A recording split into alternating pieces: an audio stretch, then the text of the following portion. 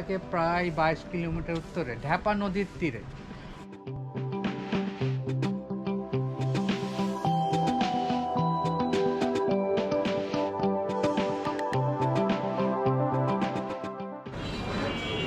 কি মিষ্টি কিনবা?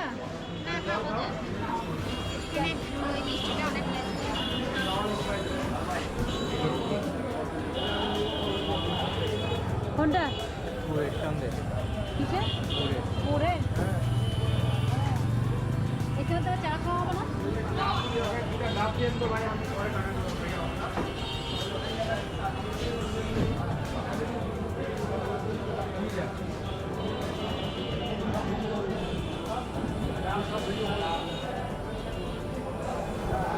কোনটা হবে কি? কোনটা হবে কি? মানে এখানে মিষ্টিগুলো অনেক টেস্টি মিষ্টি। এটা মানে গাজরের না? এটা গাজরের অনেক টেস্টি। দেখি কি মাকড়খানি বলতে মাকড়খানি না? এটা মালপোয়া বলে এটাকে। মালপোয়া এত বড়? তারপরে আরেকটা মিষ্টি ওটা বলছো ওটা বলছে এটা পুরের সন্দেশ বললো আর কি। অনেক টেস্টি। তারপরে তোমার এই যেটা অনেক টেস্টি। দেখি কাল কালো জামের পুরো রাউন্ড এটা এটা লালমোহন। আর এটা হচ্ছে ক্ষীর।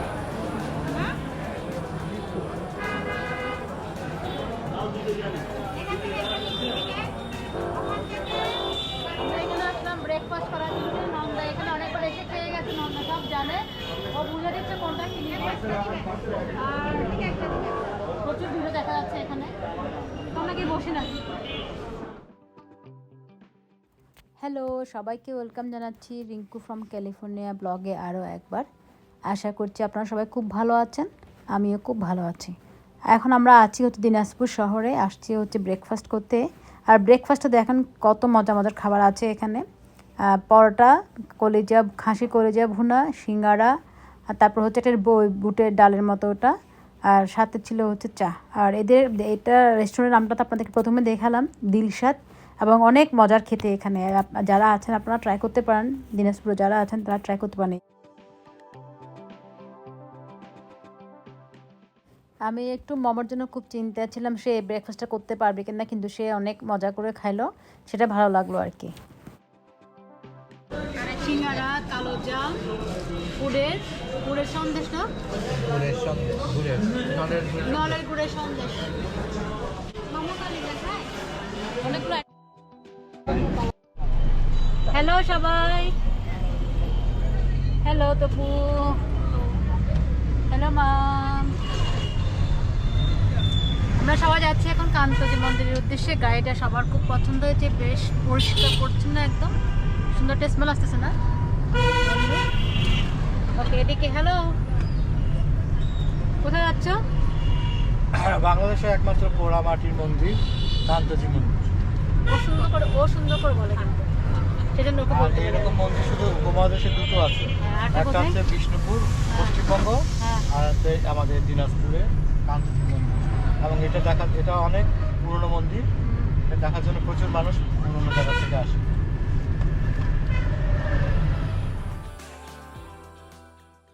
আমরা পৌঁছে গেলাম এই যে কান্তজিও মন্দিরের এখানে।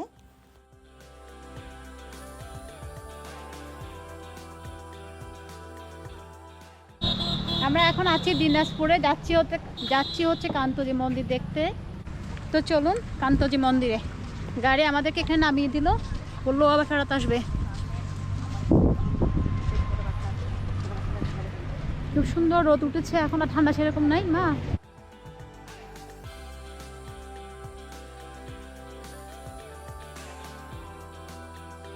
এটা না পুরো এলাকাটা না, রাশের সময় পুরো আসে সময়। ও আচ্ছা আচ্ছা। এই যে দেখো এখন বিশাল বিশাল দোকান আছে, অনেকগুলো। এটা কি বট গাছ না এটা? হ্যাঁ, বট গাছ।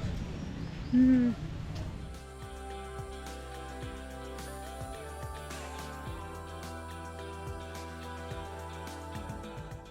তো এটা হচ্ছে মেইন মন্দিরটা না? হ্যাঁ, এটা মেইন রোড। আর তাহলে আমরা ওটা হ্যাঁ, এটা কম্পাউন্ড। এটা হ্যাঁ কম্পাউন্ড। আচ্ছা আচ্ছা।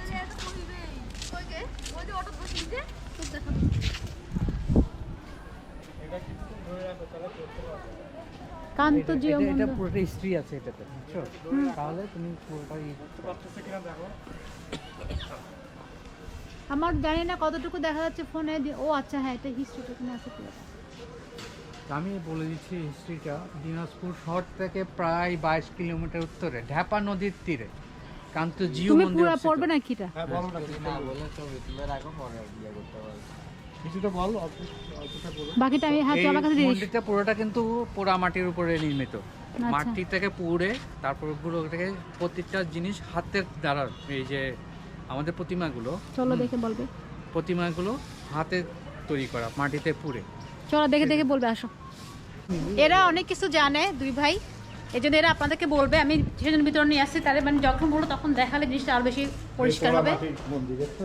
এই যে, হ্যাঁ বলো বলো বলো। এটা হচ্ছে পোড়া পোড়া মাটির একটা মন্দির। এটা বাংলাদেশের অন্যতম একটা নিদর্শন, যেটা ইউনেস্কোর থেকে স্বীকৃত।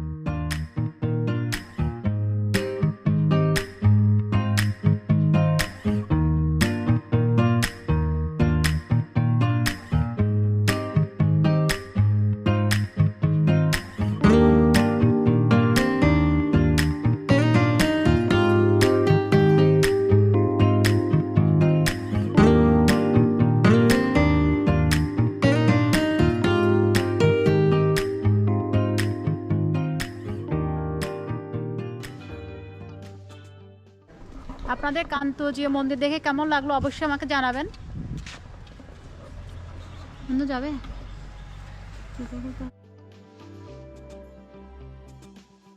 আচ্ছা, আমি মনে হয় ছবি দেখেছিলাম একটু পুতুল পুতুল ভাব জিনিসটা আছে অনেক একটু, সূক্ষ্ম তুমি সূক্ষ্ম জুম না? করলে দেখতে পারবা। হ্যাঁ, আর এখানে কথিত আছে 33 কোটি দেবতা 33 করে দেবতা তার এখানে খোদিত আছে, মানে ক্ষুদিত করা আছে। এখানে রামায়ণ মহাভারতের সমস্ত হিস্ট্রিগুলো বর্ণনা করা হয়েছে। ও, পোড়া মাটির উপরে কাজ, সবগুলো পোড়া মাটির উপরে কাজ করা। যেটা এই উপমহাদেশের মাত্র দুটো মন্দির, একটা কান্তজি মন্দির আর একটা ভারতের বিষ্ণুপুরে একটা মন্দির আছে। আর এই মন্দিরগুলো এগুলো দেখাও, এই মূর্তিগুলো দেখাও। তো এই কান্তজিও মন্দির বা কান্তজির মন্দির আমরা যেভাবে চিনি, এই মন্দিরটা হচ্ছে বাংলাদেশের দিনাজপুর জেলায় একটা অনেক পুরনো একটা হিন্দু মন্দির, প্রায় মধ্যযুগীয় একটি হিন্দু মন্দির। তো মহারাজা প্রাণনাথ রায় মন্দিরটি শ্রীকৃষ্ণ ও তার স্ত্রী রুক্মিণীকে উৎসর্গ করে নির্মিত করেন। এই কান্তজিও মন্দিরের নির্মাণ শুরু হয় 1704 খ্রিস্টাব্দে এবং 1752 খ্রিস্টাব্দে রাজা প্রাণনাথ রায়ের পুত্র রাজা রামনাথ রায়ের রাজত্বকালে শেষ হয়।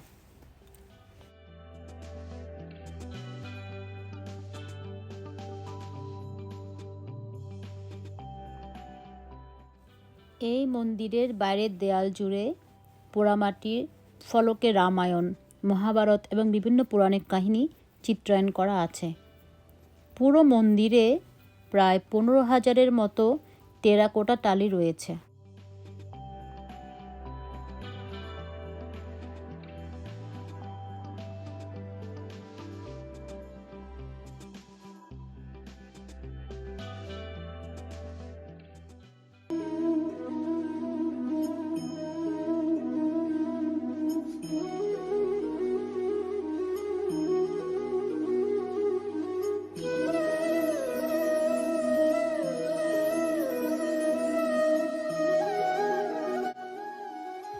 আমরা সবাই মিলে কয়েকবার মন্দিরটা প্রদক্ষিণ করি।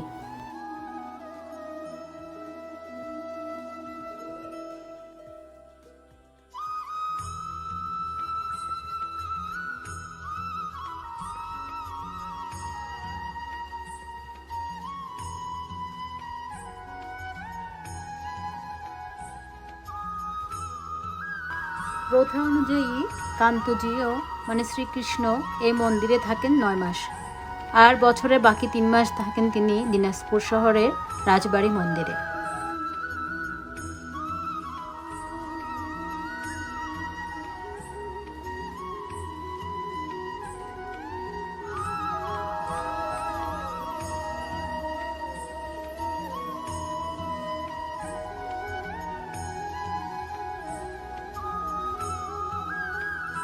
এই মন্দিরের নিপুণ কারুকাজ দেখে থাকার মতো। কি যে ভালো লাগছিল মন্দির পরিক্রমা করার সময়।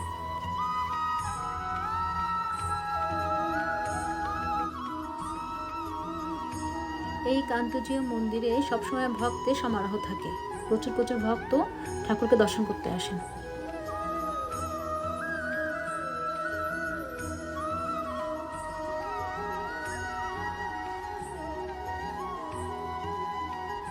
রাস উৎসবের সময় এখানে 1 মাস ব্যাপী উৎসব পালন করা হয়।